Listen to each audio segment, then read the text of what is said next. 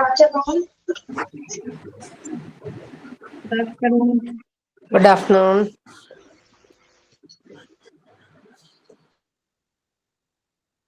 Good How are you, afternoon. teacher? How are you? Fine. Year pain ഒക്കെ പോയോ? എന്തോ? Year pain ഉണ്ടായിരുന്നില്ലേ? Okay ആയോ? ലാസ്റ്റ് വീക്കില് ടീച്ചറോട് ചോദിച്ചിട്ടുണ്ടായിരുന്നു.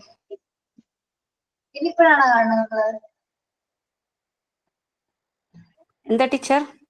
ഇനിയിപ്പോഴല്ലേ കാണുന്നത്? അതെ അതെ, നമ്മൾ ചോദിക്കാറുണ്ട്. ടീച്ചറോട് ചോദിച്ചിരുന്നു. അപ്പൊ അന്ന് എത്തണ്ടെന്ന് പറഞ്ഞു. പിന്നെ വരാൻ തുടങ്ങിന്ന് പറഞ്ഞു.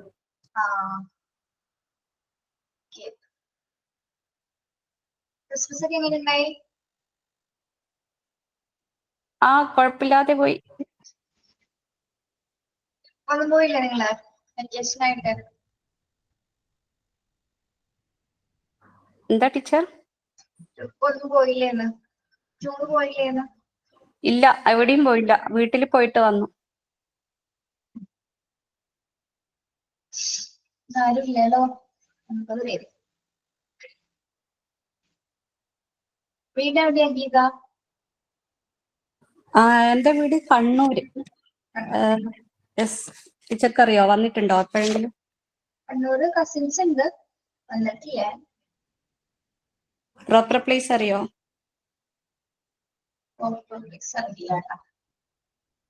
പറശ്ശിനിയാണെന്ന് തോന്നുന്നു. അത് ഇവിടെ നടത്താം. Half an hour distance.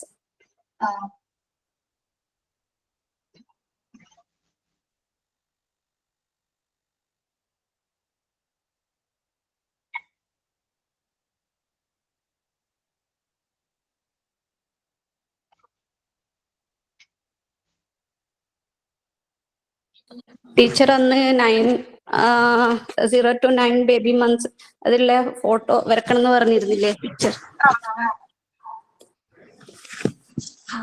എന്ത് ചാപ്റ്റർ എടുത്തോണ്ടിരുന്നേ? ഒരു മിനിറ്റ് ഗീത, ഒരു മിനിറ്റ്. Okay okay. കാണുന്നില്ല കേട്ടോ. കൊള്ളാം. അച്ചാണോ? യെസ്. ക്രയോൺസ് ആണോ? യെസ്. ബുക്കിലാണോ?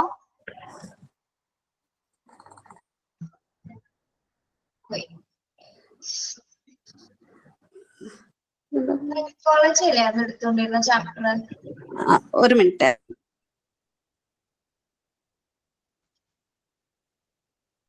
അത് ജിഷ ടീച്ചറാണെന്ന് വെച്ചിട്ട് ടീച്ചറുടെ ആണ് എടുത്തു വെച്ചത്. അതാണ് ഞാൻ ഒരു മിനിറ്റ് നോക്കിയിട്ട് പറയാം.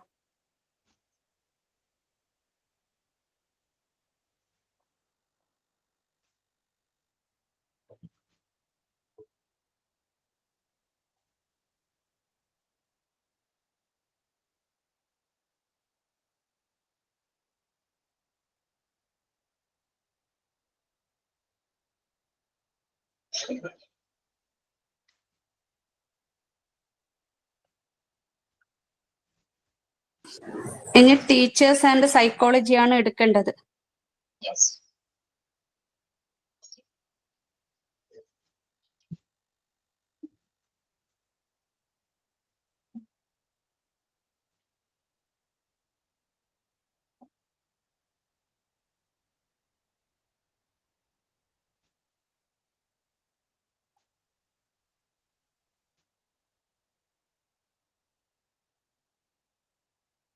യൂണിറ്റ് 3 എടുത്തിട്ടില്ലല്ലോ.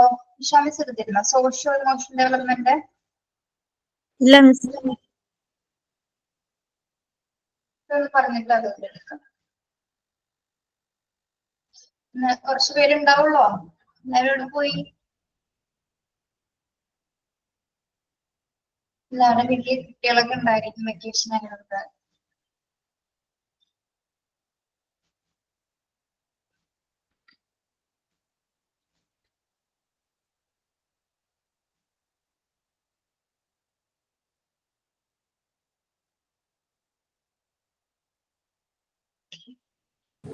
ജിഷ ടീച്ചർ ഇപ്പൊ യൂണിറ്റ് 5 മൊഡ്യൂൾ 2 ആണ് സ്റ്റാർട്ട് ചെയ്തത്, ലാംഗ്വേജ് ഡെവലപ്മെന്റ്.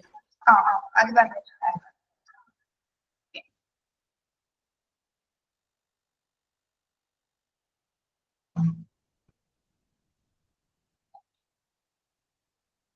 ഓക്കെ, 2 മിനിറ്റ് കൂടി നോക്കാം, അല്ലെങ്കിൽ വരുമെന്ന് നോക്കാം. മാക്സിമം എത്ര പേര് ഉണ്ടാവാറുണ്ട് ക്ലാസ്സില്? 38 അത്രയും പോവാറില്ലേ? യെസ്. ഇത് ഫുഡ് കഴിച്ചോ? No teacher, today breakfast too late to have.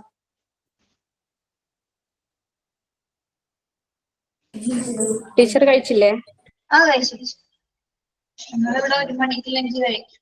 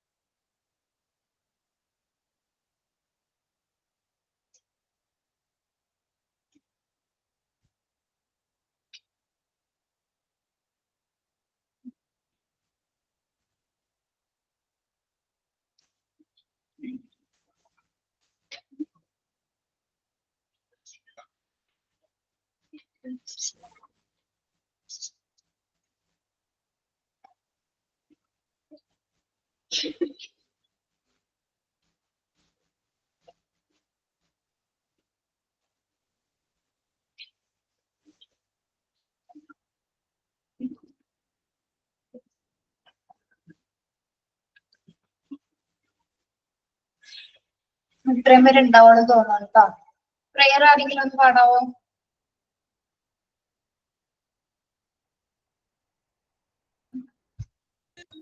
Okay, teacher. Okay, teacher. Dear God, thank you for this new day, for my family and friends in every way. Help me learn and grow with each passing day and show me love and kindness every step of the way. Keep me safe and happy and guide me to always be my best. Thank you for your love and care and bless everyone everywhere. Okay.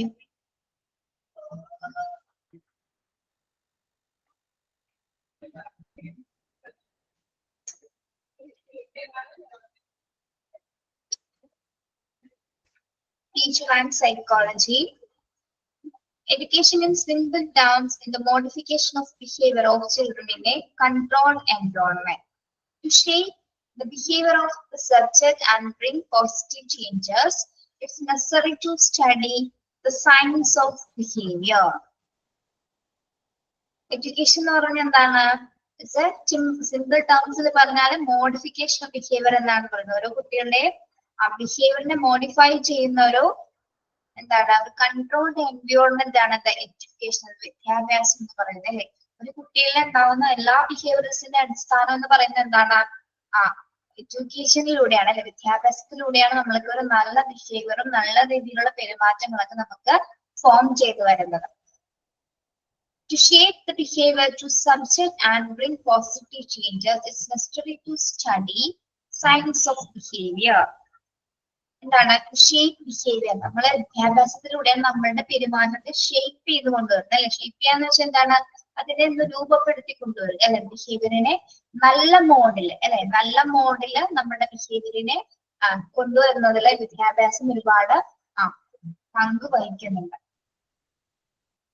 All teachers have to understand the children with whom they interact. All the teachers have to understand the children with whom they interact. It's necessary that they should know how they think, how they react to the environment, the strength and weakness of their personality, etc. എല്ലാ ടീച്ചേഴ്സും എന്താണ് അറിഞ്ഞിരിക്കേണ്ടത്? കുട്ടിയെ നമ്മൾ അറിഞ്ഞിരിക്കണം. സ്റ്റുഡന്റിന്റെ background, അവന്റെ ability, അവന്റെ skill എല്ലാം തന്നെ നമ്മൾ അറിഞ്ഞിരിക്കണം. അതിനു മുമ്പ് എന്താണ് ആളോട് ഇന്ററാക്ട് ചെയ്തിരിക്കണം അല്ലെ. കുട്ടിയായിട്ട് നമ്മൾ എന്ത് ചെയ്യണം? ഇന്ററാക്ട് ചെയ്യണം. എന്തിനു വേണ്ടിയിട്ടാണ് ഇന്ററാക്ട് ചെയ്യുന്നത് ടീച്ചേഴ്സ് കുട്ടികളായിട്ട്? എന്തിനു വേണ്ടിയാണ് നമ്മൾ ഇന്ററാക്ഷൻ ചെയ്യുന്നത്? കുട്ടികളെ മനസ്സിലാക്കുന്നതിന് വേണ്ടി. Yes, very good. യെസ്, അവർ അണ്ടർസ്റ്റാൻഡ് ചെയ്യുന്നതിന് വേണ്ടിയിട്ടാണ് നമ്മൾ ടീച്ചർ സ്റ്റുഡന്റ് ഇന്ററാക്ഷൻ ഉണ്ടായിരിക്കണം. നിർബന്ധമായിട്ടും അത് ടീച്ചർ സ്റ്റുഡന്റ് ഇന്ററാക്ഷൻ ഉണ്ടായിരിക്കണം. It's necessary that should know how they think, how they react to environment. അല്ലെ, കുട്ടികൾ എന്ത് ചിന്തിക്കുന്നു, ആ ഒരു പ്രകൃതിയോടും പരിസ്ഥിതിയോടും കുട്ടികൾ എങ്ങനെ ബിഹേവ് ചെയ്യുന്നു, എന്തൊക്കെയാണ് അവരുടെ സ്ട്രെങ്ത്, എന്തൊക്കെയാണ് വീക്ക്നെസ്, അവരുടെ പേഴ്സണാലിറ്റി എങ്ങനെയാണ്, കുട്ടികളുടെ വ്യക്തിത്വം എങ്ങനെയാണ്, എല്ലാ ആ ഒരു കുട്ടിയുടെ എല്ലാ രൂപഘടനയും അല്ലെ, ആ കുട്ടിയുടെ മൊത്തം ടോട്ടൽ ആയിട്ടുള്ള ഒരു എല്ലാ കാര്യങ്ങളും എന്താണ് അധ്യാപിക അണ്ടർസ്റ്റാൻഡ് ചെയ്തിരിക്കണം. അവരോടുള്ള ഇന്ററാക്ഷൻ വഴി മാത്രമേ കുട്ടികളിൽ എന്തൊക്കെ തമ്മിലുള്ള എബിലിറ്റീസും സ്കിൽസ് ഒക്കെ ഉണ്ടെന്ന് നമ്മൾക്ക് മനസ്സിലാക്കാനായിട്ട് സാധിക്കുകയുള്ളൂ. At the same time, a teacher has to know that two individuals are not similar and they have several different aspects. അല്ലെ, ആ ഒരു സമയത്ത് അധ്യാപിക എന്താ മനസ്സിലാക്കേണ്ടത്? എല്ലാ ഇൻഡിവിജ്വൽസും ഒന്നല്ല അല്ലെ, എല്ലാ കുട്ടികളിലും ഇൻഡിവിജ്വൽ ഡിഫറൻസ് ഉണ്ട്, എല്ലാവരിലും വ്യക്തി വ്യത്യാസങ്ങൾ ഉണ്ടായിരിക്കും അല്ലെ. അപ്പോ ഓരോ ആളും എന്താണ് രണ്ട് വ്യക്തികളാണെന്നുള്ളത് തിരിച്ചറിയണം. എല്ലാവർക്കും എന്താണ് ഡിഫറെന്റ് ആയിട്ടുള്ള ആസ്പെക്ട്സുകൾ എല്ലാവരിലും ഉണ്ടായിരിക്കും, വ്യക്തി വ്യത്യാസങ്ങള് ഇൻഡിവിജ്വൽ ഡിഫറൻസസ് എല്ലാവരിലും ഉണ്ടായിരിക്കും. അവരുടെ എബിലിറ്റീസില്, സ്കിൽസില്, നോളജില്, ദെൻ മറ്റ് ഫിസിക്കൽ ട്രേറ്റ്സില്, മെന്റൽ ബിഹേവിയറില്, എല്ലാ മോട്ടോർ സ്കിൽസില്, എല്ലാത്തിലും എന്താണ് നമുക്ക് ഇൻഡിവിജ്വലി നമ്മൾ ഡിഫറെന്റ് ആണ് അല്ലെ. എല്ലാവരിലും വ്യക്തി വ്യത്യാസങ്ങൾ ഉണ്ടായിരിക്കും, അത് അധ്യാപിക മനസ്സിലാക്കിയിരിക്കണം. Every individual is unique in nature. എന്താ പറയുന്നത്? Every individual unique in nature എന്ന് പറഞ്ഞാൽ എന്താണ്?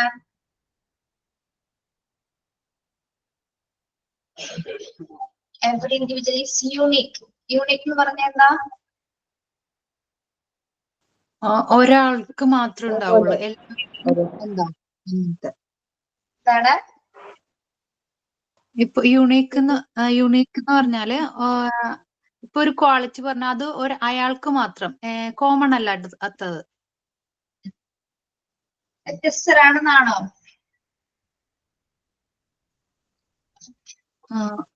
എനിക്കതിന്റെ അല്ലെ, യുണീക്ക് എന്ന് പറഞ്ഞാൽ എന്താണ്? യുണീക്ക് ഒരേപോലെ കാണുന്നില്ല, എല്ലാവർക്കും ഒരേപോലെ ആയിരിക്കും നേച്ചർ എന്നാണോ? ആണോ? ആലോചിച്ച് അങ്ങനെയല്ല, യുണീക്ക് എന്ന് പറഞ്ഞാൽ ഒരാൾക്ക് മാത്രമേ കാണുള്ളൂ, എല്ലാരും കോമൺ അല്ല എന്നുള്ള അങ്ങനെ എനിക്ക് അറിയുള്ളൂ. ആണോ? എവറി ഇൻഡിവിജ്വൽ എന്താണ്? എവറി ഇവിടെ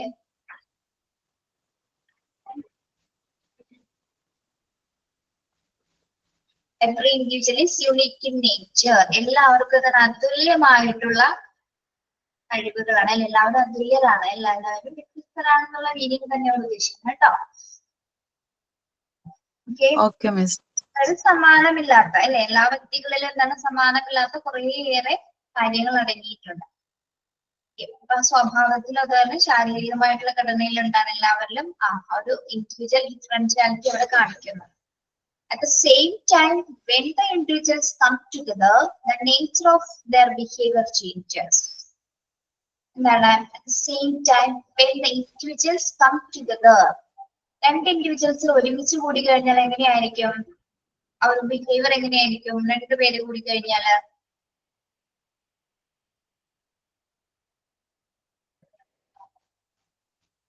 ഡിഫറെന്റ് ആയിരിക്കും. ഡിഫറെന്റ് ആയിരിക്കും അല്ലെ, ബിഹേവിയർ ചേഞ്ചസ് കാണിക്കും അല്ലെ, സ്വഭാവത്തിലെ വ്യത്യാസങ്ങൾ ഉണ്ടായിരിക്കും. As a teacher is very often expected to deal with a group of students. എന്താണ്? It has to the psychology of the groups as well as the psychology of individuals in the group and influence of the group of the individual. അതായത് അധ്യാപിക എന്താണ് ചെയ്യുന്നത്? കുട്ടികളെ group ആക്കി മാറ്റുന്നത് എന്തിനു വേണ്ടിയിട്ടാണ്? ഗ്രൂപ്പ് ആക്ടിവിറ്റീസ്, ഡിസ്കഷൻസ് ഒക്കെ കൊടുക്കുന്നത് എന്തിനു വേണ്ടിയിട്ടാണ്? എന്തിനു വേണ്ടിയിട്ടാണ് ഗ്രൂപ്പ് ആക്ടിവിറ്റീസ് അവർക്ക് പ്രൊവൈഡ് ചെയ്യുന്നത്? എന്തിനു വേണ്ടിയിട്ടാണ്? ഓരോ കുട്ടിക്കും ഓരോ ഐഡിയ, അവരുടെ ഐഡിയ ഡെവലപ്പ് ചെയ്യാനാണോ? യെസ്. അതായത് കുട്ടികൾ ഗ്രൂപ്പിലാവുന്ന സമയത്ത്, ഇൻഡിവിജ്വലോ ഗ്രൂപ്പിലാവുന്ന സമയത്ത് ഓരോ ഇൻഡിവിജ്വൽസ് കൂടി ചേർന്നാണ് ഒരു ഗ്രൂപ്പ് ഉണ്ടാവുന്നത് അല്ലെ. ആ ഗ്രൂപ്പ് ആകുന്ന സമയത്ത് എന്താണ് അവരിൽ ബിഹേവിയറൽ ചേഞ്ചസ് ഉണ്ടാവുന്നു. സ്വാഭാവികമായിട്ട് അവർക്ക് സ്വഭാവത്തില് മാറ്റങ്ങൾ വരുന്നു അല്ലെ. ഗ്രൂപ്പിൽ ബിഹേവിയർ ചെയ്യുന്നത് എങ്ങനെയാണ് എന്നുള്ളൊരു അവർക്ക് അവരുടെ അഭിപ്രായങ്ങളും അവരുടെ എന്ത് ടോപ്പിക്കാണോ കൊടുത്തിരിക്കുന്നത് അതുമായി ഡിസ്കസ് ചെയ്യാനുള്ള ഒരു അവസരമാണ് അവർക്ക് അവിടെ കിട്ടുന്നത് അല്ലെ. റഫീഷ, റഫീന, അതെ അതെ കഴിഞ്ഞു കേട്ടോ. സിന്ദൂരം കണ്ടോണ്ട് ചോദിച്ചതാ മിസ്. മിസ് ഇതുവരെ സിന്ദൂരം ഇട്ടിട്ടില്ലല്ലോ. കഴിഞ്ഞ കുട്ടീനായിരുന്നു ഞാൻ പറഞ്ഞിട്ടുണ്ടായിരുന്നു പോണേക്ക് മുമ്പ് നിങ്ങളോട്. ഞങ്ങളോട് മിസ് പറഞ്ഞു. നിങ്ങളോട് പറഞ്ഞില്ല മിസ്. പറഞ്ഞിരുന്നോ? ഇല്ല പറഞ്ഞില്ല. Not at all. ഇല്ല ഇല്ല മിസ് പറഞ്ഞില്ല. എപ്പോഴായിരുന്നു? ഞാനിതാ ഇപ്പൊ അവര് പറഞ്ഞപ്പോഴാണ് ഞാൻ ശ്രദ്ധിച്ചത്. പറഞ്ഞോ? ഞാൻ ഏത് ക്ലാസ്സിലാണ്? ഇല്ല ടീച്ചർ നമ്മളെ വിട്ടുപോയി. ഞാൻ എന്റെ ഓർമ്മ നിങ്ങളോട് പറഞ്ഞതാണ്. എന്നായിരുന്നു മിസ് മാരേജ്? കഴിഞ്ഞ Sunday December 15. Congrats miss. Thank you. നമ്മൾ അതിന് ശേഷം പിന്നെ കാണാറ് ഇപ്പോഴാണല്ലോ. അന്ന് ചെവി വേദനയായിട്ട് പോയില്ലേ? മിസ്സിന് എന്തോ ഒരു പ്രത്യേകത ഇന്ന് കണ്ടിട്ട് തോന്നുന്നുണ്ടായിരുന്നു. എവിടെയാ മിസ് ഹസിന്റെ വീട്? ആലുവ. ആലുവ എവിടെയായിട്ടാ? ആലുവ മറിയപ്പടി. ഞാൻ നോ ടീച്ചർ, ഇല്ല ടീച്ചർ പറയുന്ന ഓരോ വേർഡ്സും നമ്മൾ ശ്രദ്ധിക്കാറുണ്ട്. ടീച്ചർ പറഞ്ഞിട്ടേ ഇല്ല. അങ്ങനെയാണെങ്കിൽ നമ്മൾ വന്ന ഉടനെ തന്നെ എന്തായാലും ചോദിക്കുമായിരുന്നു, എങ്ങനെയുണ്ട് കല്യാണം, എങ്ങനെയായിരുന്നു, അടിപൊളിയായിരുന്നു എന്നൊക്കെ ചോദിക്കില്ലേ? പറഞ്ഞിട്ടില്ല. നമ്മൾ എന്തായാലും ടീച്ചർ വിട്ടു. വിട്ടതല്ല, സിന്ദൂരം കണ്ടപ്പോഴേ ചോദിക്കണമെന്ന് വിചാരിച്ചതാ. പിന്നെ മടിച്ചു നിന്നോണ്ട് പിന്നെ ഇപ്പൊ ചോദിച്ചത്. ഞാന് 85, 6, 7, 8 ഏതെങ്കിലും ക്ലാസ് ഒന്നും വിട്ടിട്ടുണ്ടാവും. അപ്പൊ നിങ്ങളായിരിക്കും വിട്ടുപോയത്. ബാക്കി എല്ലാവരും പറഞ്ഞു. എന്നാലും ടീച്ചർ നമ്മളെ മിസ് ഒന്ന് ചെവി വേദനയായിട്ട് പോയതാ, പിന്നെ ഇപ്പാണ് മിസ് വരുന്നത്. ചെറിയനെയും നെയ്യും കല്യാണം. മിസ് എന്റെ വീട് മറിയപ്പടി അടുത്താ. ആണോ? ഓക്കെ. ഞങ്ങളിപ്പോ അവിടെ അല്ല, അവിടെ വീട് പൊളിച്ച് പണിയുന്ന കൂടെ പറവൂരാണ് താമസിക്കുന്നത്. അവിടെ വീട് പണിയാൻ വേണ്ടി പൊളിച്ചുകൊണ്ടിരിക്കുക. താമസിക്കുന്നത്. അവിടത്തെ സ്ഥലങ്ങൾ അറിയില്ല കേട്ടോ. എങ്ങനെയാണ് ഷോപ്പിന്റെ പേരാണ് ഞാൻ പറഞ്ഞത്. ഹാപ്പി മാരീഡ് ലൈഫ് വിഷ് ചെയ്യുന്നു. Thank you. ഞാൻ പറഞ്ഞിട്ടുണ്ടായി നിങ്ങളോട്. ഇല്ല ടീച്ചർ, നമ്മളെല്ലാവരും ആരെങ്കിലും ഒരാളെങ്കിലും കേൾക്കില്ലേ? ഇതിപ്പോ നമ്മൾ കുറെ പേരുണ്ടല്ലോ, ആരും കേട്ടിട്ടില്ലെങ്കിൽ അത് ദാറ്റ് മീൻസ് ടീച്ചർ നമ്മളോട് പറഞ്ഞിട്ടില്ല. അല്ല, ഞാനന്ന് പറഞ്ഞപ്പോഴേക്കും കൺഗ്രാറ്റ്സ് ഒക്കെ തന്നല്ലോ. അത് ഞങ്ങളുടെ വേറെ മിസ് ഞങ്ങളുടെ ക്ലാസ്സിൽ മിസ് ചെവി വേദന വന്ന് പോവുക ചെയ്തേ, പിന്നെ മിസ് അതിന് വന്നിട്ടില്ല. മുന്നേ ഞാൻ പറഞ്ഞു. ഇല്ല മിസ് പറഞ്ഞിട്ടില്ല. എങ്കിൽ ഞങ്ങക്ക് ഓർമ്മയുണ്ടാവും. അല്ലെങ്കിൽ നമ്മൾ 21 പേരല്ലേ ഇപ്പൊ ഇതില് കേറാത്തവരുണ്ടായിരുന്നു ക്ലാസ്. ഞാൻ റെഗുലർ ആയിട്ട് കയറുന്ന സ്ഥിരമായിട്ട് കേൾക്കുന്നവരാണ് മിസ്സേ. ആണോ? എന്നാ പിന്നെ നിന്നെ മിസ്റ്റേക്ക് ആക്കി ചോദിക്കാം. ഞാൻ പറഞ്ഞു എന്നാണ് തോന്നണേ. എല്ലാ ക്ലാസ്സിലും പറഞ്ഞു. സോറി, എന്തായാലും കഴിഞ്ഞില്ലേ. ചെറിയ പരിപാടിയായിരുന്നു. ഗുരുവായൂർ വെച്ചിട്ടായിരുന്നു. ആരെ അധികം ക്ഷമിക്കാൻ പോലും ഇരിക്കില്ല. ലവ് മാരേജ് ആയിരുന്നു അറേഞ്ച് മാരേജ് ആയിരുന്നു? അറിയിച്ചതായിരുന്നു. കള്ളം പറയല്. അതെ, അറിയിച്ചതാണ്.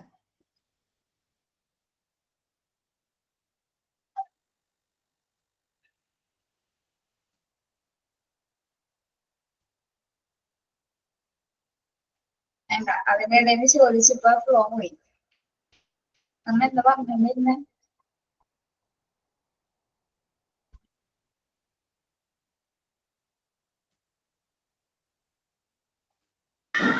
ബിഹേവിയറിൽ ചേഞ്ചസ് ഉണ്ടാവുന്നത്. അതുകൊണ്ടാണ് ഞാൻ ചിലപ്പോ വിട്ടുപോയതായിരിക്കും കേട്ടോ. ക്ഷമിക്കണേ. ക്ഷമിക്കൂല. എന്നാലും ടീച്ചർ നമ്മളെ മറന്നുപോയില്ലേ? നമ്മൾ എപ്പോഴും നല്ല ആക്റ്റീവായിട്ട് നിൽക്കുന്ന കുട്ടികളല്ലേ? എന്റെ ഭാഗത്ത് സ്വീകരണം ഞാൻ പറഞ്ഞു എന്ന് വിചാരിച്ചിട്ടാണ്ടാ ഉണ്ടാവില്ല. ഞാൻ ആലോചിച്ച് കയറിയിട്ട് കഴിഞ്ഞപ്പോ നിങ്ങൾ എന്താ കല്യാണം വിശേഷം ഒന്ന് ചോദിക്കാറ് ഞാൻ വിചാരിച്ചു. പക്ഷെ നിങ്ങൾ പറഞ്ഞിട്ടില്ല എന്ന് ഞാൻ വിട്ടുപോയി. Sorry. പറഞ്ഞിട്ടുണ്ടെങ്കിൽ നമ്മൾ ടീച്ചർ കണ്ട ഉടനെ തന്നെ ചോദിക്കുമായിരുന്നു, കല്യാണമൊക്കെ അടിപൊളിയായിട്ട് കഴിഞ്ഞോ എന്ന് ചോദിക്കില്ലേ എന്തായാലും.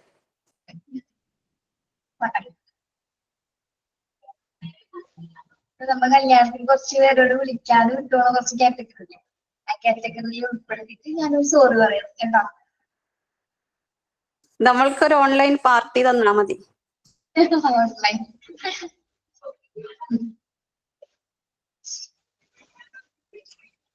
ഞാൻ ചിലപ്പോ പറയാതെ വിട്ടുപോയതിന്റെ കാരണം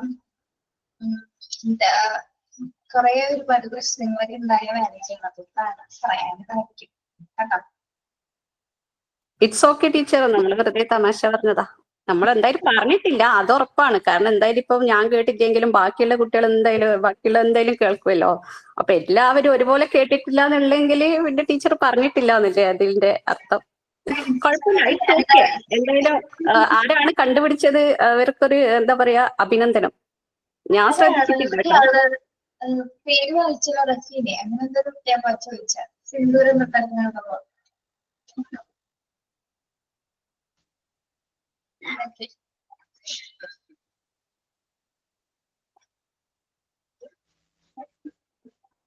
ഹസ്ബൻഡ് എന്താ ചെയ്യുന്നത് ടീച്ചർ? ബാങ്കിലാണ്, ബാങ്ക് മാനേജർ. ഓക്കെ.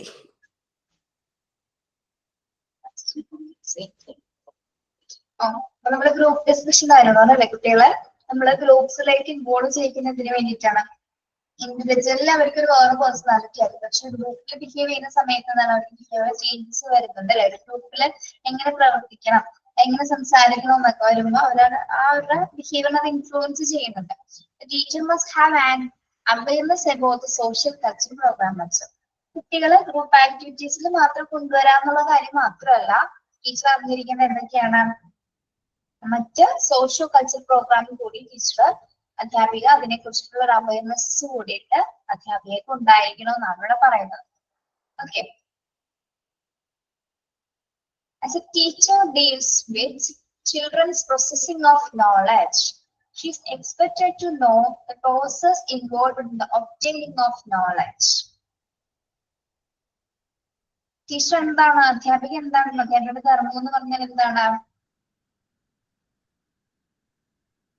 നോളജ് പഠിപ്പിക്കുക അല്ലെ? കുട്ടികളിൽ അറിവ് ഉണ്ടാക്കുക എന്നുള്ളതാണ് അല്ലെ? ആ ഒരു പ്രോസസ്സ് ചെയ്യാന്നുള്ളതാണ് എന്റെ അധ്യാപികയുടെ ഏറ്റവും വലിയൊരു റോൾ അഥവാ ഡ്യൂട്ടി എന്ന് പറയുന്നത്. Teacher deals with children's processing of knowledge. She is expected to know the process involved the obtaining of knowledge.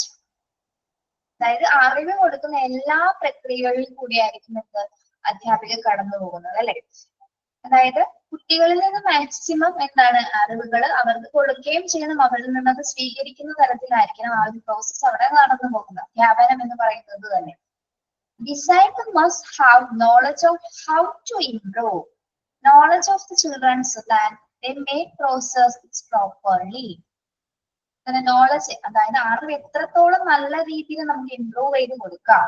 Knowledge of children that they may process it properly അല്ലെ? നമ്മള് തോന്നുന്ന രീതിയിലൊന്നും കുട്ടികൾക്ക് എന്താണ് പറഞ്ഞു കൊടുക്കാനായിട്ട് വളരെ പ്രോപ്പർ ആയിട്ടുള്ള പ്രോസസ്സിംഗ് രീതിയുണ്ട് അധ്യാപനത്തിന്.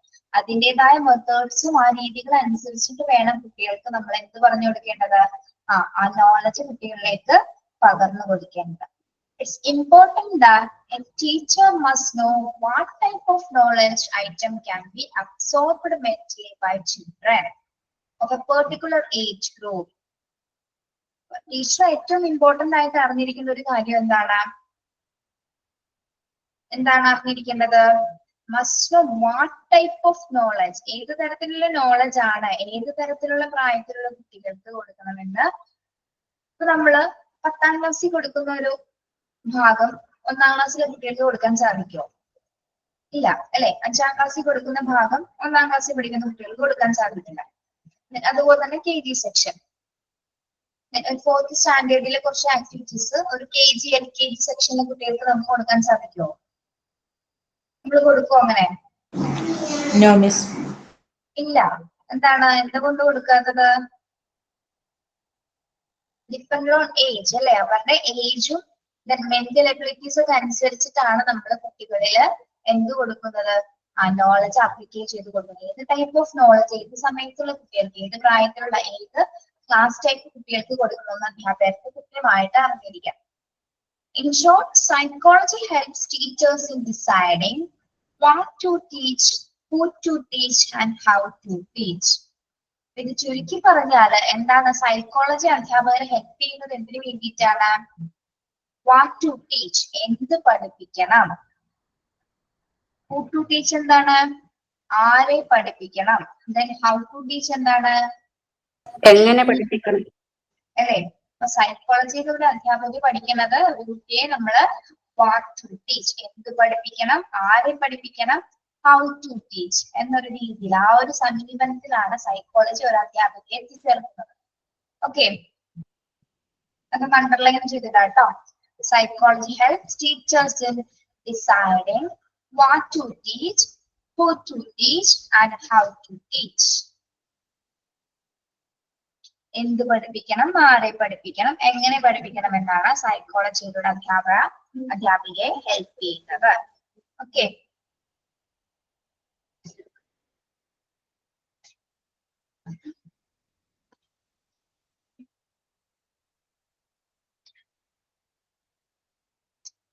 അടുത്ത പാരഗ്രാഫ് ഒന്ന് ഒരാൾ വായിക്കോ? നിങ്ങൾ വെറുതെ വായിച്ചു പോകാന്നേ ഉള്ളൂ കേട്ടോ, ഇമ്പോർട്ടൻസ് ആയിട്ടൊന്നും പറയുന്നില്ല.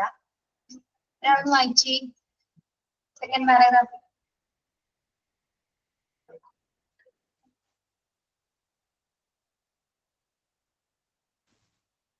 വായിക്കാമോ?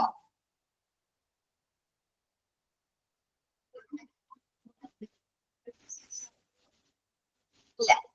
As the children undergoing pre-primary education are very young and not much expected of the society or larger environment, the teacher must be intensely careful in dealing with them. They are very suitable and sensitive. As the children undergoing pre-primary education are very young and not much expected of the society or larger environment. എന്താണ് pre primary school education എന്ന് പറഞ്ഞാല് അത് ഏത് പ്രായത്തിലുള്ള കുട്ടികളായിരിക്കും? Pre primary education very young. നിങ്ങൾ പറയുന്നത് കേൾക്കുന്നില്ല കേട്ടോ. 3 years. ശബ്ദം നിങ്ങളിപ്പോ പറഞ്ഞൊന്നും ഞാൻ കേട്ടില്ല കേട്ടോ, അതാണ് ഞാൻ വായിച്ചത്. പ്രീ പ്രൈമറി എഡ്യൂക്കേഷൻ ഏത് കുട്ടികളാണ്? 3 to 6. 3 to 6 ഇയേഴ്സിലെ കുട്ടികളായിരിക്കും അല്ലെ? Teacher was intensely careful in dealing with dum. അങ്ങനെയുള്ള കുട്ടികൾ, ആ ഒരു പ്രായത്തിലുള്ള കുട്ടികളെ അധ്യാപകർ അവരെന്താണ്, അവരുടെ സൊസൈറ്റിയിലേക്ക് വന്നു തുടങ്ങുന്ന കുട്ടികളാണ്, അവരുടെ ചുറ്റുപാടുകളും മനസ്സിലാക്കി വരുന്ന കുട്ടികളാണ്. അത്തരത്തിലുള്ള കുട്ടികളെ അധ്യാപകർ ഡീൽ ചെയ്യുന്നത് എങ്ങനെയായിരിക്കണം? Teacher must be intensely careful in dealing with dum അല്ലെ? അവരെ വളരെയധികം ശ്രദ്ധയോട് കൂടിയിട്ട് വേണം അധ്യാപിക കൈകാര്യം ചെയ്യേണ്ടത്. They are very subtle and sensitive. Subtle തന്നെയാണോ നിങ്ങളുടെ അവിടെ കിടക്കുന്നത്? നിങ്ങളുടെ ടെക്സ്റ്റിലും സബ്റ്റിൽ തന്നെയാണോ കിടക്കുന്നത്? അതെ. സബ്റ്റിൽ ആൻഡ് സെൻസിറ്റീവ് എന്ന് പറഞ്ഞാൽ എന്താണ്? കുട്ടികൾ എങ്ങനെയാണെന്നാണ് പറയുന്നത്?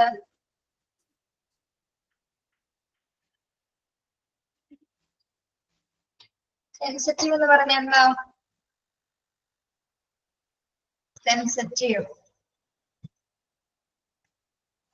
കുട്ടികൾ എന്താണ്? കുട്ടികൾ ഭയങ്കര സെൻസിറ്റീവ് ആണെന്ന് പറയില്ല നമ്മള്, നിഷ്കളങ്കരാണ് അവരല്ലേ? അത്തരത്തിലുള്ള കുട്ടികളെ ഡീൽ ചെയ്യുന്നത് എങ്ങനെയായിരിക്കണം അധ്യാപകര്? നല്ല സ്നേഹത്തോടെ പെരുമാറണം. ആണോ? അതായത് ഇവിടെ പറയുന്നത് കുട്ടികൾ വളരെ സൂക്ഷ്മരുമാണ്, എന്നാൽ സെൻസിറ്റീവ് ആണ്, വളരെ നിഷ്കളങ്കർ എന്ന രീതിയിലാണ് ഇവിടെ അർത്ഥമാക്കുന്നത്. സബ്റ്റിൽ എന്ന് പറയുന്നത് സൂക്ഷ്മത എന്നുള്ള ഒരു മീനിങ് ആണ് കേട്ടോ. They are likely to observe, internalize anything they come across.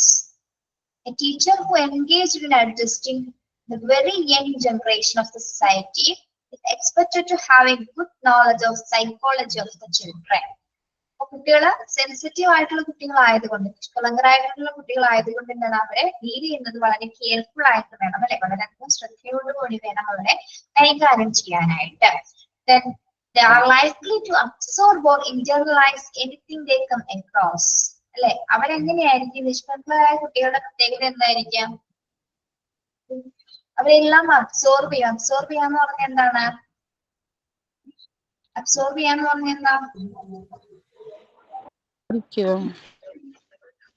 ആഗിരണം ചെയ്യുക. ആഗിരണം ചെയ്യുക. ആഗിരണം ചെയ്യുന്നല്ലേ കുട്ടികള് എല്ലാം അബ്സോർബ് ചെയ്യുന്നത് പറഞ്ഞ എന്താ? കുട്ടികളെല്ലാം കേട്ട് പഠിക്കും. എല്ലാം അക്സെപ്റ്റ് ചെയ്യും അല്ലെ, എന്ത് കാര്യമാണെങ്കിലും പെട്ടെന്ന് ഗ്രാസ്പ് ചെയ്യുന്ന ഒരു കുട്ടികളായിരിക്കും അല്ലെ. അവർക്ക് വേറെ ഒന്നും പുറത്താണ് മറ്റൊന്നും ഒരു കാര്യത്തിനെ കുറിച്ച് അവർ ബോധവതല്ല. എന്താണെങ്കിലും എന്ത് കിട്ടിയാലും അവർ അക്സെപ്റ്റ് ചെയ്യുന്ന ഒരു മെന്റാലിറ്റി ആയിരിക്കും ആ ഒരു സെൻസിറ്റീവ് ആയിട്ടുള്ള കുട്ടികളുടെ ആ ഒരു കാലഘട്ടം എന്ന് പറയുന്നത്. ഓക്കെ, അപ്പൊ അത്തരത്തിലുള്ള കുട്ടികളെ കൈകാര്യം ചെയ്യുന്ന സമയത്ത് വളരെ ഇന്റൻസീവ് ആയിട്ട് കെയർഫുൾ ആയിട്ട് കെയർ ചെയ്യണം എന്നാണ് ഇവിടെ സൈക്കോളജിയിൽ വ്യക്തമാക്കുന്നത്. A teacher who engaged in adjusting the very young generation of the society.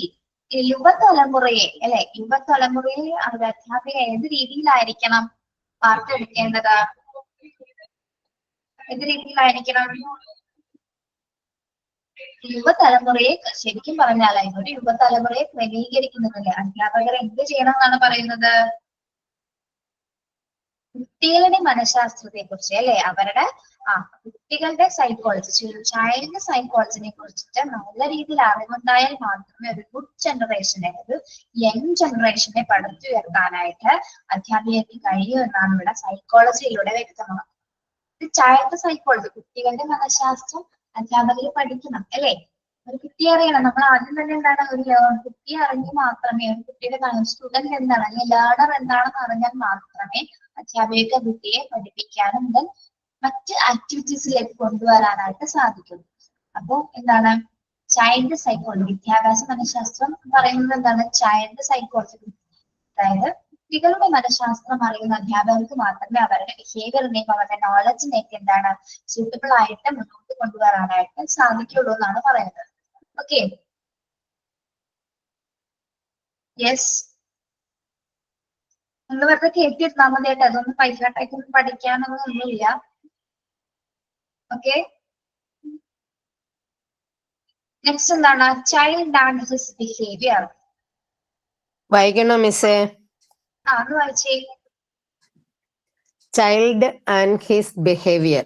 As the Montessori teachers are expected to communicate with the children of the age group 3 to 6, they must know their general behavior, behavior in groups, individual behavior, each one's familial background, social background, etc.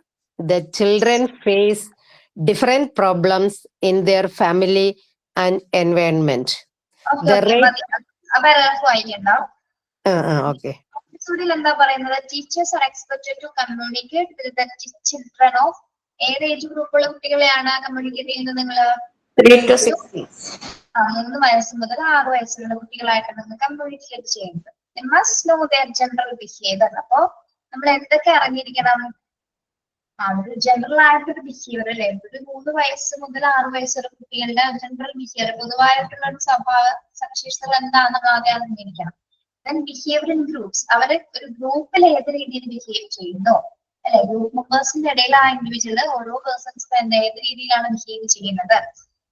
Individual behaviour എങ്ങനെയാണ്, ഓരോ വ്യക്തികളിൽ ഉണ്ടാകുന്ന സ്വഭാവങ്ങൾ എങ്ങനെയാണ്. Each once family background, ഓരോ കുട്ടിയുടെയും എന്തറിഞ്ഞിരിക്കണം? നമ്മള് എന്തറിഞ്ഞിരിക്കണം? Family background. ഫാമിലി ബാക്ക്ഗ്രൗണ്ട് അറിഞ്ഞിരിക്കണം. ആൻഡ് സോഷ്യൽ ബാക്ക്ഗ്രൗണ്ട് അല്ലെ, സാമൂഹ്യമായ ചുറ്റുപാടും കുടുംബാന്തരീക്ഷവും കുടുംബപരമായിട്ടുള്ള ചുറ്റുപാടും ഓരോ ഇൻഡിവിജ്വൽസിന്റെയും ഓരോ അധ്യാപകർക്ക് എന്താണ് അറിഞ്ഞിരിക്കണം എന്നാണ് അല്ലെ. ഓക്കെ, നമ്മളിത് കൂടുതലും കുട്ടികളിൽ നിന്ന് തന്നെയാണ് ഈ ഫാമിലി ബാക്ക്ഗ്രൗണ്ട് തിരിച്ചറിയുന്നത് അല്ലെ. ആ കുട്ടിയിൽ നിന്നാണ് കുട്ടിയുടെ പാരന്റ്സിനെ കുറിച്ചും മറ്റു കാര്യങ്ങളൊക്കെ അവനോട് തന്നെ ഇന്ററാക്ട് ചെയ്യുന്ന സമയത്താണ് അധ്യാപകർക്ക് കുറെ കാര്യങ്ങൾ എന്താണ് കുട്ടിയിലൂടെയാണ് അവർ അബ്സർവ് ചെയ്തെടുക്കുന്നത്. ഓക്കെ, അപ്പൊ ഈ 4 കാര്യങ്ങൾ മസ്റ്റ് ആയിട്ട് അണ്ടർലൈൻ ചെയ്യാം കേട്ടോ. 3 to 6 ഉള്ള ഏജ് ഗ്രൂപ്പുള്ള കുട്ടികളുടെ നമ്മൾ പൊതുവായിട്ടൊരു ബിഹേവിയർ അറിഞ്ഞിരിക്കണം അല്ലെ. General behaviour, behaviour in groups, individual behaviour, each one's family and background matter, social background, etc. Okay, ഇത്തരം കാര്യങ്ങൾ മസ്റ്റ് ആയിട്ട് അധ്യാപകര് അതിനെ കുറിച്ചിട്ടും അതൊരു ക്രിറ്റിക്കലായിട്ടുള്ള കാര്യങ്ങൾ അറിഞ്ഞിരിക്കണം. The children face different problems in their family and environment. കുട്ടികൾ ഒരുപാട് പ്രശ്നങ്ങൾ അവരുടെ കുടുംബത്തിലും അതുപോലെ തന്നെ എന്താണ് ചുറ്റുപാടിലും നേരിടുന്നുണ്ട് അല്ലെ. നമ്മുടെ കുട്ടികൾ ഒരുപാട് പ്രശ്നങ്ങളിലൂടെയാണ് ഇന്ന് കടന്നു പോകുന്നത്. ഇത്തരം സമൂഹത്തിൽ എന്ന് പറഞ്ഞാൽ എന്താണ് ഏറ്റവും കൂടുതൽ ഈ ഒരു കാലഘട്ടത്തിൽ ഏറ്റവും കൂടുതൽ നടക്കുന്നത് എന്താണ്? ഈ ഒരു കാലഘട്ടത്തിൽ കുട്ടികൾ നേരിടുന്ന ഏറ്റവും വലിയൊരു പ്രശ്നം എന്താണ്? എസ്പെഷ്യലി പെൺകുട്ടികള്. നിങ്ങൾ പറയുന്നൊന്നും കേൾക്കുന്നില്ല കേട്ടോ, പറയുന്നുണ്ടാവും. പോയോ നിങ്ങള്? No miss. ആ പറയൂ. ഇപ്പൊ ഈ ഒരു കാലഘട്ടത്തിൽ കുട്ടികൾ നേരിടുന്ന ഏറ്റവും വലിയ പ്രശ്നങ്ങൾ എന്തൊക്കെയാണ്? എന്തൊക്കെ പ്രോബ്ലംസ് ആണ് കുട്ടികൾ ഫേസ് ചെയ്യുന്നത്? ഫാമിലിയിൽ ഉണ്ടാവുന്ന പ്രോബ്ലംസ് കുട്ടികളെ നന്നായിട്ട് ബാധിക്കാറുണ്ട്. ആ അല്ലാതെ സൊസൈറ്റിയിൽ നടക്കുന്ന പ്രശ്നങ്ങൾ എന്തൊക്കെയാണ് കുട്ടികളുമായി ബന്ധപ്പെട്ട്? യെസ്, വെരി ഗുഡ് അല്ലെ. അപ്പൊ യെസ് അല്ലെ, പീഡനങ്ങളാണ്. കുട്ടികളെ അതിക്രൂരമായിട്ടാണ് ഇപ്പൊ 6 മാസം പ്രായം അല്ലെങ്കിൽ 8 മാസം പ്രായം അങ്ങനെയൊന്നുമില്ല, 1 വയസ്സായ കുഞ്ഞിനെ പോലും എന്താണ് ആരും തന്നെ വെറുതെ വിടുന്നില്ല. അതേപോലെ തന്നെ എന്താണ് ആൺകുട്ടികളും ഒരേ സമയം അബ്യൂസ് ചെയ്യപ്പെടുന്നുണ്ട്. പെൺകുട്ടികൾ മാത്രമല്ല ആൺകുട്ടികളും ഒരേ സമയം ഇത്തരത്തിലുള്ള ദുഷ്കർമ്മങ്ങളിൽ എന്താണ് ഇരയാക്കപ്പെടുന്നുണ്ട്. ഒരുപാട് പ്രോബ്ലംസ് കുട്ടികള് ഫാമിലിയിൽ നിന്ന് തന്നെ ഇതന്നെ പ്രതീക്ഷിക്കുന്നത് അല്ലെ. ഫാമിലിയിൽ തന്നെ ഇത്തരത്തിലുള്ള പ്രശ്നങ്ങൾ ഉണ്ടാവുന്നുണ്ട്. പുറത്ത് മാത്രമല്ല ഫാമിലിയിൽ നിന്ന് ഇത്തരത്തിലുള്ള പ്രശ്നങ്ങൾ ഉണ്ടാകുന്നുണ്ട്. ദെൻ പീഡിപ്പിക്കുക മാത്രമാണോ ചെയ്യുന്നത്? ദെൻ പീഡിപ്പിച്ചതിന് ശേഷം കുട്ടികളെ കൊന്നുകളയുക കൂടി ചെയ്യുന്നുണ്ട്. നമ്മുടെ കുട്ടിയുടെ പേരെന്താ? എന്നൊരു ബംഗാളി കുട്ടി മരിച്ചത് ഓർക്കുന്നുണ്ടോ നിങ്ങള്? ആലുവയിലെ മാക്കുറ്റി കൊന്നിട്ടത്. യെസ്. അതൊക്കെ എന്തൊരു ദാരുണമായിട്ടുള്ള സംഭവങ്ങളാണ് കുട്ടി നേരിടുന്നത്. ഇത് ചെറിയ കുട്ടി, എത്ര വയസ്സുണ്ട് കുഞ്ഞിന്? 7 വയസ്സോ 8 വയസ്സോ കൊണ്ടുള്ള കുട്ടിക്ക് ഇതിന് എന്തൊക്കെ കാണിച്ച് മിഠായി വാങ്ങിത്തരാനോ അങ്ങനെ എന്തോ പറഞ്ഞ് കൊണ്ടുപോയി അതിനെ പീഡിപ്പിച്ച് കൊന്നു. എന്നിട്ട് ചാക്കിൽ കെട്ടിയിട്ട് വാർത്തയ്ക്ക് ചാക്കിൽ എവിടെ കെട്ടിയിട്ട് അങ്ങനത്തെ ഒരു സമൂഹമാണ് നമ്മളുടെ ഇന്നലെ. അപ്പൊ കുട്ടികളും മുതിർന്നവരും ഉണ്ട്. കുട്ടികൾ എന്താണ് ഒരുപാട് പ്രശ്നങ്ങളിലൂടെയാണ് മുന്നോട്ട് പോകുന്നത്. അപ്പോ അവരനുഭവിക്കുന്ന ഒരു മാനസികാവസ്ഥ എന്ന് പറഞ്ഞാൽ എന്താണ്? ഒരുപാട് ബുദ്ധിമുട്ടിലൂടെയാണ് കുട്ടികളെ, പല ഇമോഷൻ ചേഞ്ചസിലൂടെയാണ് കുട്ടികൾ അങ്ങനെ കടന്നു പോകുന്നത്. The rate of addiction of language changes according to the environment of each child. Emotion, motivation, and intelligence are also found of varying degree among children. Teachers' efforts to gather children are likely encounter individual differences. കുട്ടികൾ ഒരുപാട് പ്രശ്നങ്ങളിലൂടെ കടന്നു പോകുന്നവരാണ് അല്ലേ. Okay,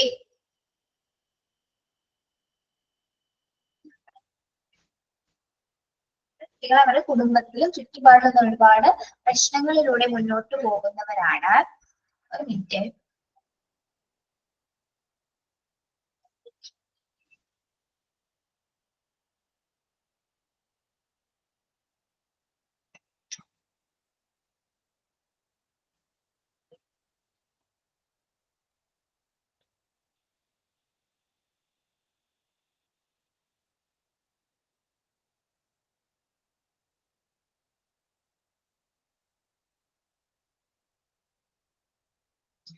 നിങ്ങൾ അവിടെ second point ഇല്ലേ, അതവിടെ വേണ്ട കേട്ടോ.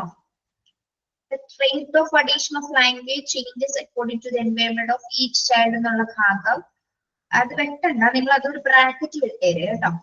അവിടെ സെന്റൻസ് അവിടെ വരുന്നില്ല.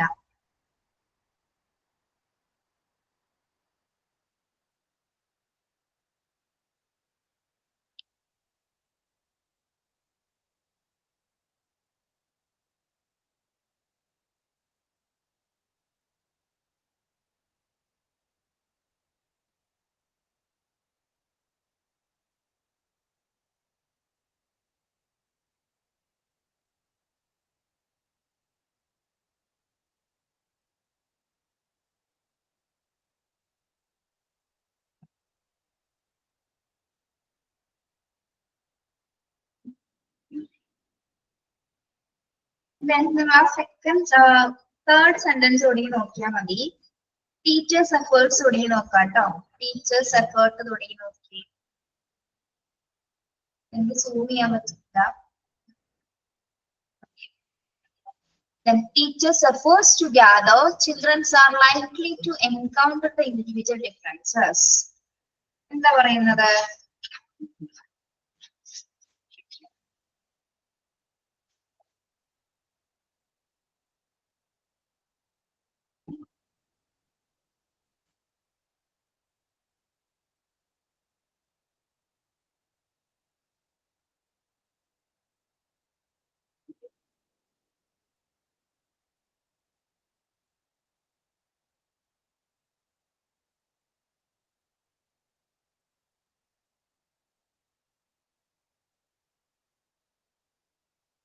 എന്റെ ടെക്സ്റ്റിലും നിങ്ങളുടെ PDF-ലും സെന്റൻസസുകൾ മാറിയാണ് കിടക്കുന്നത്. അതാണ് ഞാൻ ഈ തപ്പുന്നത്. നിങ്ങളുടെ ഈ PDF കിടക്കുന്ന പോലെ തന്നെയാണോ ഇരിക്കുന്നത്?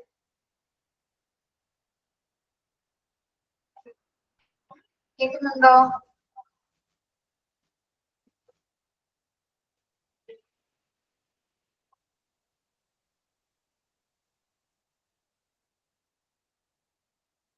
ടെക്സ്റ്റില് സെന്റൻസസ് മാറിയാണ് കിടക്കുന്നത്. എന്റെ ശരി ഇതേപോലെ അല്ല, ഈ പാരഗ്രാഫ്സ് കൊടുത്തിരിക്കുന്ന പോലെയല്ല കിടക്കുന്നത്. എനിക്ക് പറ്റിയത് എന്തോ മിസ്റ്റേക്ക് ആണത്. പ്രിന്റിംഗിൽ വന്നതാണോ എന്നറിയില്ല.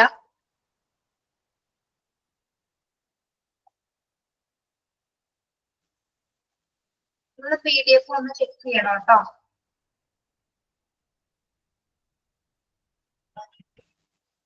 എന്റെ ഈ പോയിന്റോട് കൂടി ഇവിടെ കഴിഞ്ഞു.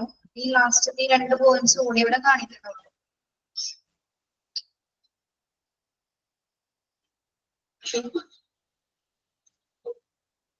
എങ്കിലും ഞാനത് വായിക്കാം. നമുക്ക് ഇവിടെ തുടങ്ങി നോക്കാം. ഈഗോസെൻട്രിസം തുടങ്ങി നോക്കാം. Egocentrism may still prevail with some children. There may be children with psychological abnormalities and physical disabilities which the teacher has to identify from the very beginning. എന്താണ് ഈഗോസെൻട്രിസം എന്ന് പറഞ്ഞാല്? ഈഗോസെൻട്രിസം സ്വന്തമായിട്ട് ചിന്തിക്കുന്നതാണോ? സ്വന്തമായി ചിന്തിക്കുന്നതാണോ ഈഗോസെൻട്രിസം?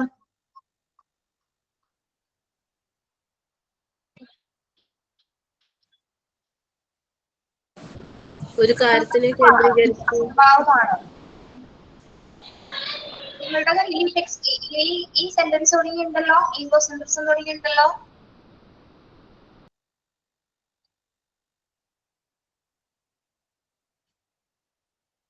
അതായത് അഹംഭാവം അല്ലെങ്കിൽ എന്താണ് ഒരു ആശയക്കുഴപ്പം ഉണ്ടാവും, അല്ലെങ്കിൽ എന്താണ് സ്വയം മറ്റുള്ളവരും തമ്മിൽ വേർതിരിക്കുന്നതിനുള്ള ഒരു ബുദ്ധിമുട്ട് തന്നെയാണ് നമ്മൾ ഈഗോസെൻട്രിസം എന്ന് പറയുന്നത്.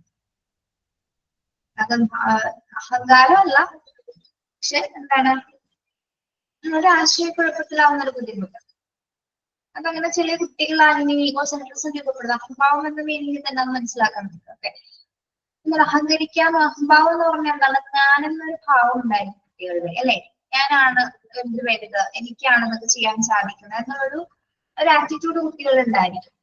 There may be children with psychological abnormalities and physical disabilities which the teacher has to identify from the very beginning. ഇനി കുട്ടികൾ എന്താണെങ്കിൽ ഇത്തരത്തിലുള്ള സൈക്കോളജിക്കൽ അബ്നോർമാലിറ്റീസ് ഉണ്ടാകും. അബ്നോർമാലിറ്റീസ് എന്താണ്? എന്തെങ്കിലും തരത്തിലുള്ള വൈകല്യങ്ങളോ മാനസികമായിട്ടുള്ള തകരാറുകളോ കുട്ടികളില് ഉണ്ടായിരിക്കും. അത് ആരാണ് ആദ്യം മനസ്സിലാക്കുന്നത്? അധ്യാപകർ തന്നെയാണ്. അത് ഫസ്റ്റ് ബിഗിനിങ് തന്നെ കുട്ടികളത് അല്ലെ, സ്കൂളിൽ വെച്ച് തന്നെ പിന്നെ അത് മനസ്സിലാക്കുന്നത് അധ്യാപകർ. ഐഡന്റിഫൈ ചെയ്ത് അവൻ എന്തെങ്കിലും തരത്തിലുള്ള വൈകല്യങ്ങളുണ്ടോ, ഡിസബിലിറ്റീസ് ഉണ്ടോ, അബ്നോർമാലിറ്റീസ് പിന്നെ മെന്റലി കാണിക്കുന്നുണ്ടോ എന്നൊക്കെ ആദ്യം തിരിച്ചറിയുന്നത് ആരാണ്? നമ്മുടെ ബിഗിനിങ്ങിന് അധ്യാപകർ തന്നെയായിരിക്കും തിരിച്ചറിയുന്നത്. Different aspects of child development are known to be understood by the teacher. During the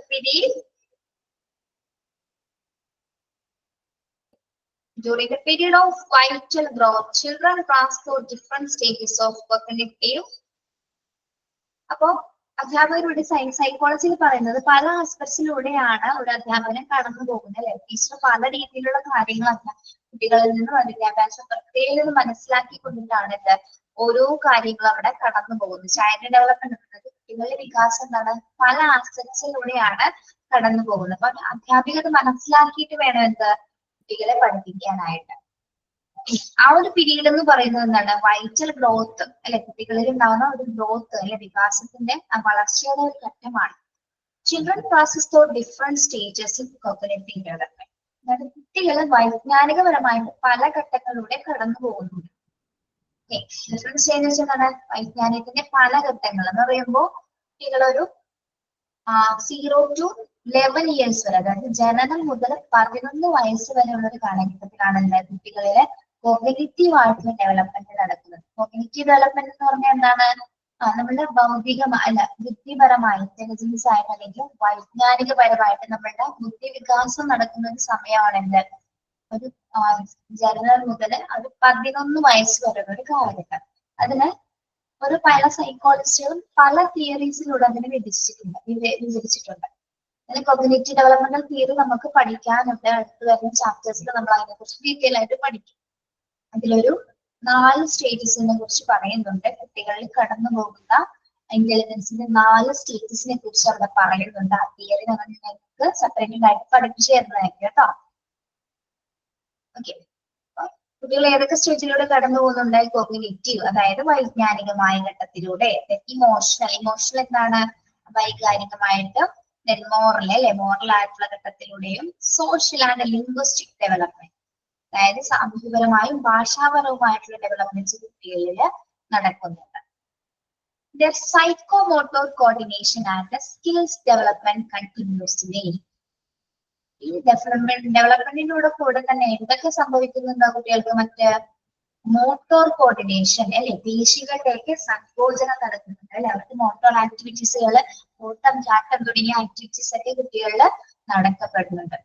and skills development continuously. അതോടൊപ്പം തന്നെ എന്താണ് പല തരത്തിലുള്ള സ്കിൽസും കുട്ടികളിൽ ഡെവലപ്ഡ് ആവുന്നുണ്ട്. കണ്ടിന്യൂസ് ആയിട്ട് കുട്ടികളിൽ ഡെവലപ്പ് ചെയ്യുന്നുണ്ട്.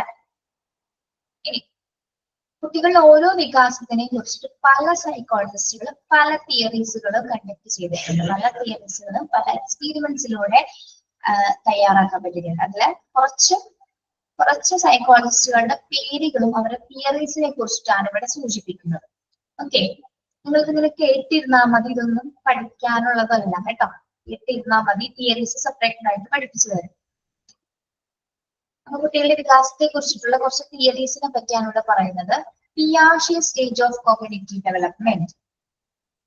ആരാണ് പിയാഷെ എന്നുള്ള സൈക്കോളജിസ്റ്റ് അല്ല, അദ്ദേഹം ഒരു ബയോളജിസ്റ്റ് ആണ്. പക്ഷെ കുട്ടികളുടെ വികാസത്തിനെ കുറിച്ചിട്ടുള്ള വൈജ്ഞാനിക വികാസത്തിനെ കുറിച്ചിട്ടാണ് അദ്ദേഹം കൂടുതൽ പഠനങ്ങൾ നടത്തിയിരിക്കുന്നത്.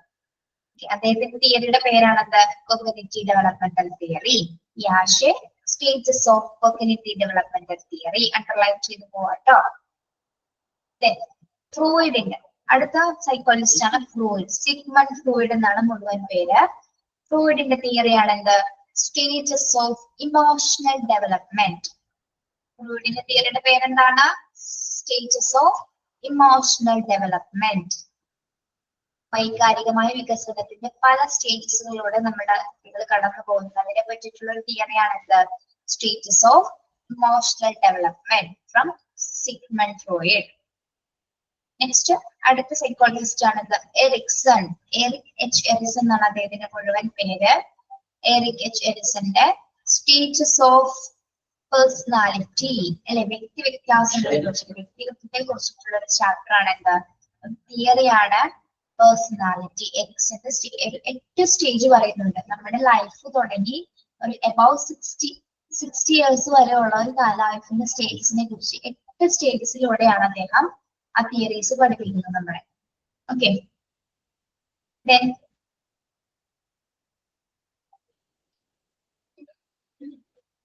അപ്പൊ ഈ 5 തിയറീസിലും കുട്ടികളിൽ, അതായത് കുട്ടികളിൽ ഉണ്ടാകുന്ന വികാസം, ഡെവലപ്മെന്റൽ തിയറീസ് ആണ് ഇതെല്ലാം തന്നെ കേട്ടോ. ഡെവലപ്മെന്റ് എത്രത്തോളം വികാസങ്ങളാണ് കുട്ടികളിൽ ഉണ്ടാകുന്നതിനെ കുറിച്ചിട്ടുള്ള വ്യക്തമായിട്ടുള്ള തിയറീസ് ആണ് ഇവിടെ പ്രതിപാദിക്കുന്നത്. a sum of the works and judgments in the field of which are used to teach us. അപ്പോ ഈ അധ്യാപനം നമ്മുടെ എഡ്യൂക്കേഷൻ സൈക്കോളജി എന്നൊരു ഭാഗം പഠിക്കുന്നുണ്ട്. എഡ്യൂക്കേഷൻ സൈക്കോളജി വിദ്യാഭ്യാസ മനഃശാസ്ത്രത്തെ കുറിച്ച് പഠിക്കുന്നുണ്ട്. അതിലാണ് ഈ തിയറീസ് ഒക്കെ വരുന്നത്. എല്ലാ അധ്യാപകരും എന്താണ് ഈ എല്ലാ തിയറീസും പഠിപ്പിച്ചിട്ട് വേണം നമ്മുടെ കുട്ടികളെ പഠിപ്പിക്കാനായിട്ട്. ചൈൽഡ് സൈക്കോളജി, എഡ്യൂക്കേഷൻ സൈക്കോളജി, അതിലുള്ള തിയറീസും മെത്തേഡ്സും എല്ലാം അറിഞ്ഞിട്ട് വേണം എന്ത് വേണം നമുക്ക് കുട്ടികളെ പഠിപ്പിക്കുവാനായിട്ട് സാധിക്കും. അല്ലാതെ ഒരു ദിവസം ഒരു ചാപ്റ്റർ എടുത്ത് പഠിപ്പിക്കുന്നതല്ല അധ്യാപനം. അവരെ കുറിച്ച് അറിയണം. ആ തിയറീസിൽ അവരെ കൊടുത്തിരിക്കുന്ന കാര്യങ്ങൾ, അതിന്റെ മെത്തേഡ്സുകൾ, അതിന്റെ റിസൾട്ട്സുകൾ അതെല്ലാം മനസ്സിലാക്കിയിട്ട് വേണം നമ്മൾ എന്ത് കുട്ടികളെ പഠിപ്പിക്കാനായിട്ട്. ഇതൊക്കെ സെപ്പറേറ്റഡ് ആയിട്ട് പറഞ്ഞു തരും കേട്ടോ. ഓരോ തിയറീസ് എടുത്ത് പറഞ്ഞു തരാം.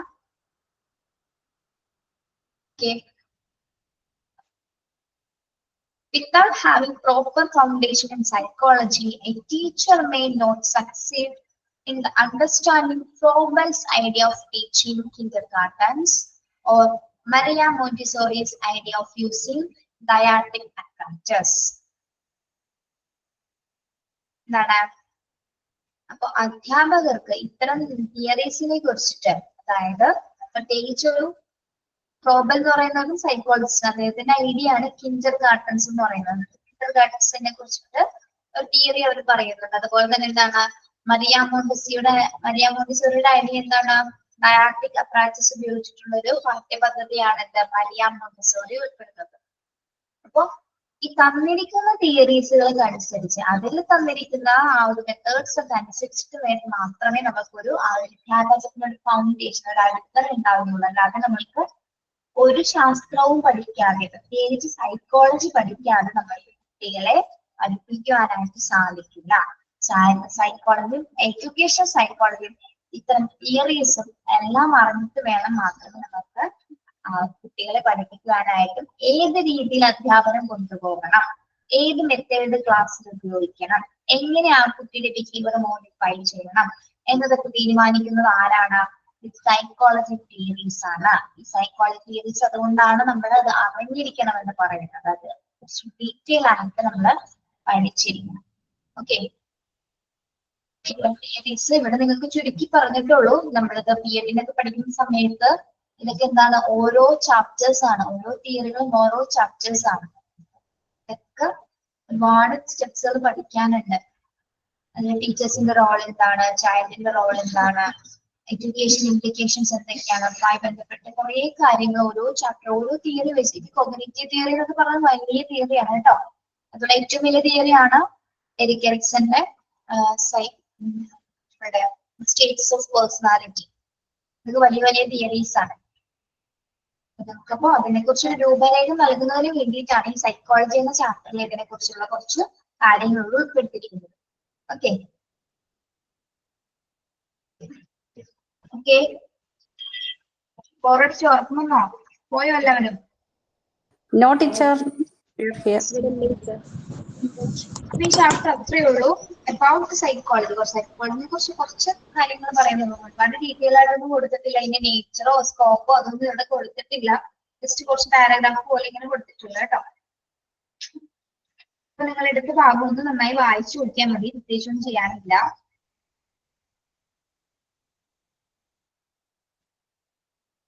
ഇപ്പൊ ജിഷാമിസ് ഏത് ചാപ്റ്റർ എടുത്തിരിക്കണേ?